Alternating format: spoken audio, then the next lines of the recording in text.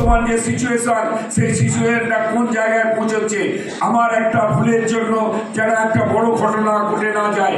তাই আমাদের সকলকে, আমি কালকে জেলার মিটিংও বলেছি যে আমাদেরকে সময়টা তাড়াতাড়ি করে করতে হবে। এই কারণে 8:30টার সময় নামাজ, ঠিক আছে 9টার পর থেকেই শুরু হোক না, কিন্তু ওখানেও হাওড়াতেও বলা হয়েছে যে আপনারা টাইম টু টাইম পিলখানায় পৌঁছানোর ব্যবস্থা করুন, যাতে করে সকালবেলায় কোনো স্কুল, কলেজ, অফিস যাতে যাত্রীদের কোনো রকম অসুবিধে না হয়।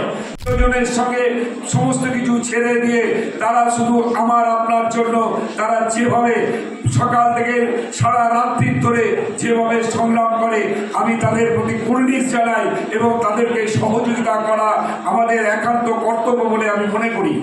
তাই প্রশাসনের সঙ্গে সহযোগিতা করে আপনারা তাজিয়া নিয়ে চলুন এবং আমাদের বাঁকড়া 1, 2, 3 পঞ্চায়েতের সমস্ত নেতৃত্ব এবং প্রধান থেকে আরম্ভ করে সকলে আপনাদের পাশে যেমন প্রতি বছর থাকে, এবছরও সেইভাবেই থাকবে।